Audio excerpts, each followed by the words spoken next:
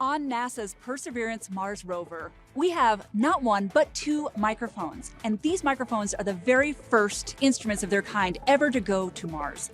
I'm Nina Lanza, and I'm a scientist at Los Alamos National Laboratory. Hi, I'm Justin Mackey, an imaging scientist at NASA's Jet Propulsion Laboratory. One of the microphones is mounted on the mast and moves around as we point the cameras. The other microphone is mounted to the rover body, and it stays fixed onto the port side of the rover.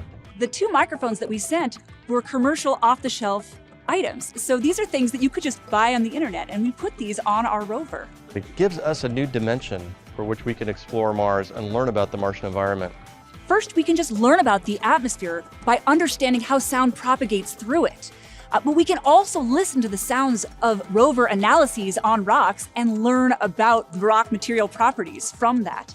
And finally, we can also listen to the sounds the rover makes to understand better the state of health of our instruments. There's a difference between Mars and Earth sounds. Sounds on Earth have very rich harmonics. You can hear multiple frequencies. It gives a really nice depth to the sound. On Mars, the atmosphere attenuates a lot of those higher frequencies, so you tend to hear the lower frequencies, and it's a much more isolated sound, a little more muted than the sounds we hear on Earth. We've put together a list of some of the sounds we've recorded on Mars to date, so let's take a listen. This is the sound of wind on Mars.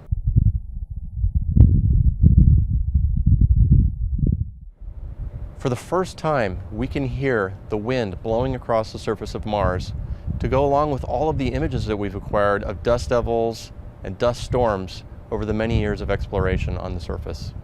This is the sound of the rover driving on Mars.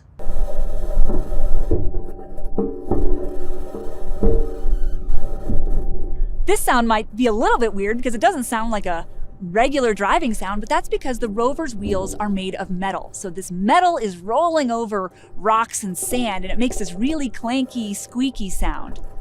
Next, we have the SuperCam laser zapping rocks. We've taken a lot of pictures of rocks that have been zapped by the SuperCam, the little marks in the rocks, and for the first time we can hear these laser shots. When it zaps a rock, it actually makes a sound. We can listen to that sound and learn something about the properties of the rock that we're analyzing.